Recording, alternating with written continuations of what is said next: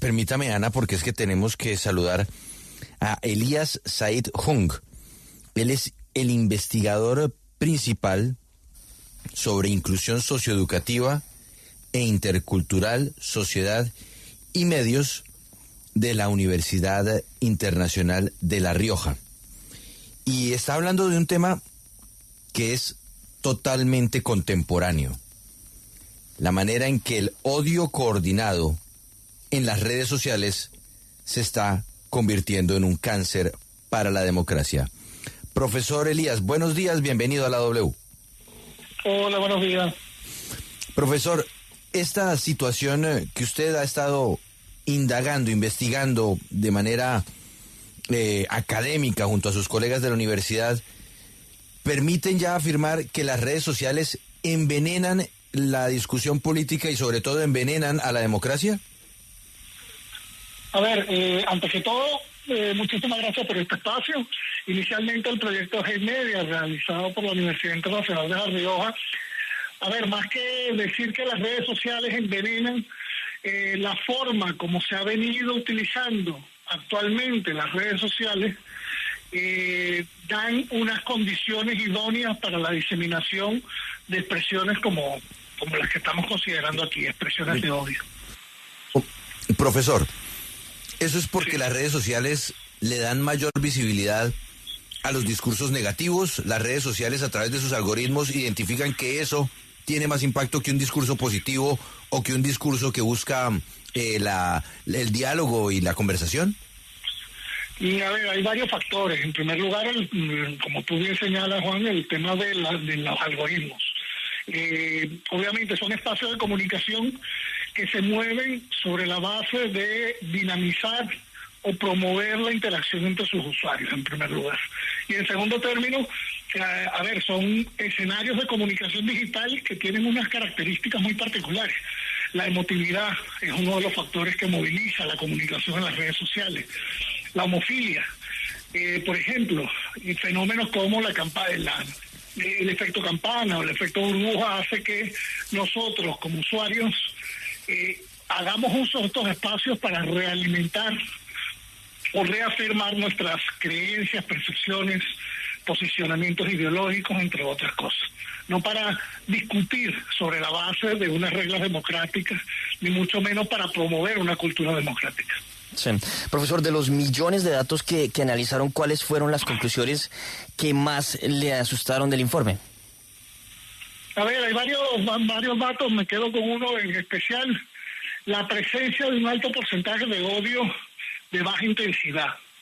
Por ejemplo, digamos, es llamativo como en términos generales estamos entendiendo el fenómeno del odio como un fenómeno asociado a actos delictivos de odio, ¿vale? Amenazas directas o veladas.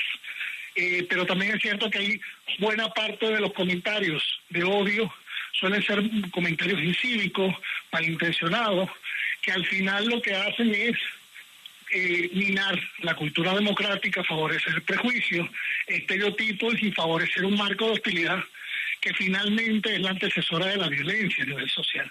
Eso es uno de los resultados, digamos, más destacados, y además el perfil de los odiadores, que si bien es cierto, tenemos que avanzar en nuevos estudios, la aproximación exploratoria que hemos hecho nos muestra que hay una aparente coordinación desde el anonimato y desde la aparente aleatoriedad de los comentarios emitidos. Mire, yo a veces pienso en las redes sociales y pienso que hay verdades que no son verdades, pero después de que se riegan en las redes sociales es imposible frenarlas. Hay personas que, por ejemplo, son acusadas de X o Y cosa. Podemos ver el caso de Blake Lively, que ha estado tan de moda en estos días. A ella se le hace una campaña publicitaria hablando de forma negativa de cómo ella participó en un rodaje de una película y cómo fue su actitud. Ella dice, eso es mentira. Pero si usted analizara lo que pasaba en las redes sociales hace 2 meses, es impresionante cómo mentiras que no son verdades se riegan. Y mi pregunta es, ¿hay cómo solventar algo así? Después de que las redes sociales dicen, no, el señor Elías es malo, ¿hay cómo cambiar esa percepción que ya las redes sociales bautizaron? A ver, hay varias acciones. En principio, en el proyecto del medio estaban promoviendo un monitor de odio, que lo que busca o pretende es, digamos, favorecer un cambio de aproximación. Creo que una de las primeras necesidades que tenemos es cambiar un poco la forma de atajar este fenómeno, no solamente desde el punto de vista, digamos, forense, como suelo yo decir. Es decir, no podemos atacar el fenómeno una vez transcurrido el incendio. Tenemos que generar acciones que prevengan este incendio en grandes masas. Somos muy conscientes de que el fenómeno del odio, la desinformación están intrínsecamente relacionadas y que además siempre ha existido tanto odio como desinformación. La diferencia es que hoy por hoy tenemos las redes sociales y nuestros padres y nuestros abuelos tenían el periódico o tenían el barrio o el voz a voz, el boca a boca de las diferentes comunidades donde vivían. Pero sí es cierto que debemos de promover acciones de contranarrativa y atajar también con otros tipos de acciones un fenómeno poliédrico como es el odio, por ejemplo. Pero comparto la posición que tú señalas. Es muy difícil atajar o tomar medidas del odio una vez que el incendio ocurre.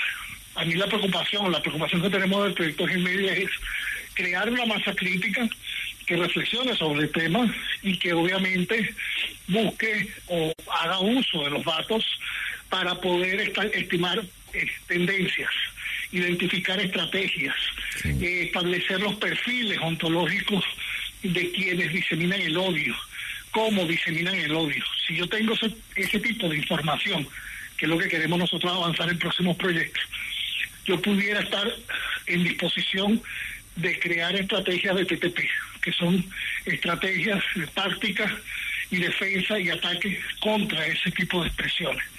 Por tanto, esas estrategias a mí me servirían para prevenir de forma temprana lo que está antes que se convierta en incendio que Ahora, os he comentado antes. Profesor Elías, y hablemos por ejemplo de los políticos. Los políticos no les conviene más bien que sigan estos discursos porque construir una plataforma sobre la base del odio es muchísimo más fácil que construir una plataforma política sobre la base del consenso. A ver, en términos generales, el hacer democracia es una tarea difícil. Obviamente hay una asociación entre quienes emiten esos mensajes o quienes emiten más esos mensajes. No solamente estudios como los que hemos hecho aquí en España, sino otros estudios en otras partes, dan cuenta de una creciente apropiación de ese tipo de expresiones y términos a través de estrategias por parte de grupos ideológicamente de extrema, derecha e izquierda. Aunque sí es cierto que hay estudios que apuntan que hay una mayor tendencia del uso y apropiación de este tipo de estrategias y expresiones por parte de grupos de extrema derecha, quienes atacan a la inmigración, a las mujeres, a toda persona por su condición sexual, por su género, por su raza, por su ubicación geográfica o su lugar de origen. Por tanto, sí, es mucho más difícil crear cultura democrática, pero si queremos seguir viviendo en democracia, creo que tenemos que también generar estos factores de llamado a la atención, porque lamentablemente, otro sistema democrático puede ser mucho más difícil para la convivencia, la tolerancia y sobre todo para el desarrollo de nuestras sociedades. Sí. Profesor, ¿quién está detrás de los mensajes de odio en las redes? Si son bots, son personas, ¿y cuál fue el patrón que encontraron? Bueno, en términos generales no podemos, hasta el año pasado, antes que fuese comprada X por parte de Elon Musk, nosotros podíamos determinar inclusive la probabilidad de que fuesen bots. En términos generales, ¿cuáles son los perfiles que hemos venido explorando e identificando en esa exploración?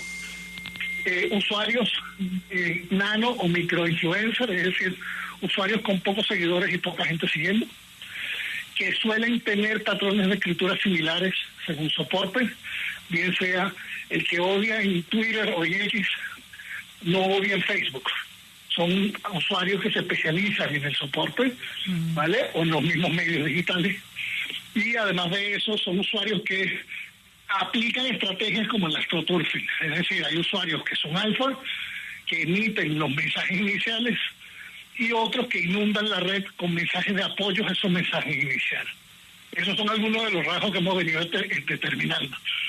También en otros estudios, no solamente proyectos en media, sino otros que hemos venido haciendo en los últimos años, nos apuntan también al hecho de que suelen ser usuarios que no solamente vienen de los países, es decir, no solamente pueden venir de Colombia, sino que viene de Filipinas, viene de Rusia, viene de Estados Unidos, de México, Venezuela, de otros países que sirven de satélites para la presencia de granjas de bots y sobre todo granjas de trolls que existen actualmente.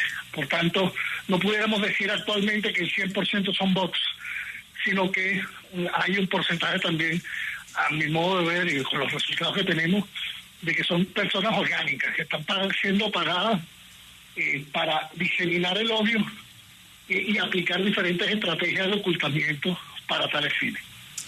Profesor, en Colombia, o bueno, creo en el mundo, es la red social X en donde ese odio se refleja a gran escala, es como mayor.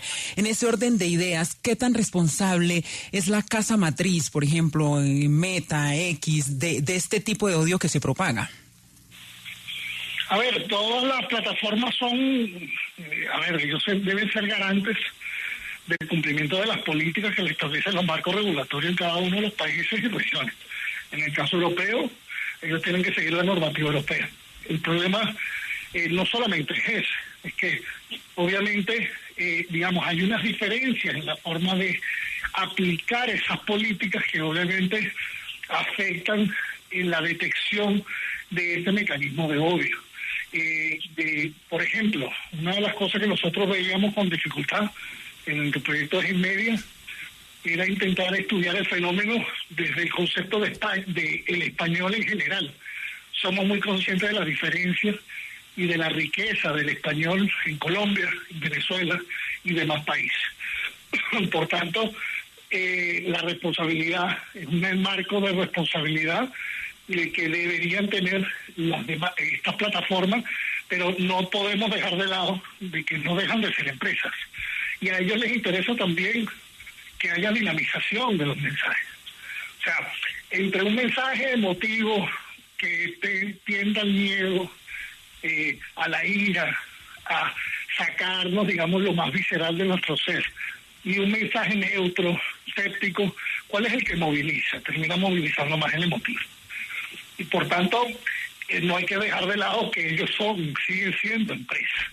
El tema aquí es que debemos actuar otros tipos de actores. Hay un investigador en los Estados Unidos que planteaba la necesidad de poder pensar y poder investigar y llevar acciones globales a un fenómeno global. Estoy hablando de que el fenómeno en Colombia no se está promoviendo desde Colombia directamente, sino que se está moviendo desde Filipinas, desde Estados Unidos, México, Venezuela, entre otros países. ¿Vale? ¿El fenómeno es colombiano o el fenómeno es global? El fenómeno termina siendo global. Entonces debemos actuar de forma global a través de promoción de regulaciones globales también, que exijan las plataformas, pero que también nos den los instrumentos para poder controlar asertivamente la presencia de este tipo de mensajes. Claro, uno podría decir que es indiscutible que estas operaciones de bodegas o cibermilicias existen en las redes sociales, pero no toda persona que opine en las redes sociales hace parte de esas estructuras, aunque tenga posiciones que pueden ser similares a esas que se expresan en esas operaciones que están manejadas. ¿Hay cómo diferenciar una cosa de la otra? A ver, si habría un mecanismo de diferenciación actualmente con la IA generativa, las técnicas de IA, entre otros, sobre todo desde perspectivas interdisciplinares, tú puedes determinar el nivel de sátira, el nivel de ironía, el nivel de doble sentido o inclusive el uso de expresiones o caracterización o perfiles ontológicos de quienes emiten esos comentarios. Aquí lo que estáis planteando también me lleva al punto de que necesitamos dar quizás la batalla y la pelea en cuanto a debatir sobre qué entendemos por libertad de expresión y si la libertad de expresión está asociada con unos deberes también, no solamente con unos derechos. Yo soy consciente de que hago parte de una comunidad. Estoy consciente de que la comunidad se ejerce bajo un sistema democrático. Por tanto, yo no puedo utilizar la carta de la libertad de expresión para decirle a X, muérete, o para sembrar expresiones incívicas malintencionadas hacia alguien de forma pública. Esas son reglas de juego normales. Y obviamente las redes sociales se han convertido en un espacio en donde la sentimentalización de las comunicaciones se han venido extendiendo más allá de los mismos espacios digitales. Y eso es lo que está sucediendo a nivel político también, y a nivel social. Que las redes sociales han adquirido tal peso que nuestras comunicaciones se han venido sentimentalizando en los términos de las redes sociales en contextos no digitales, sí, por ejemplo. Pues, profesor Elías Said Jung, muchas gracias por estar con nosotros en la W y darnos esta perspectiva sobre una discusión necesaria, las redes sociales. Muchísimas gracias y felices fiestas.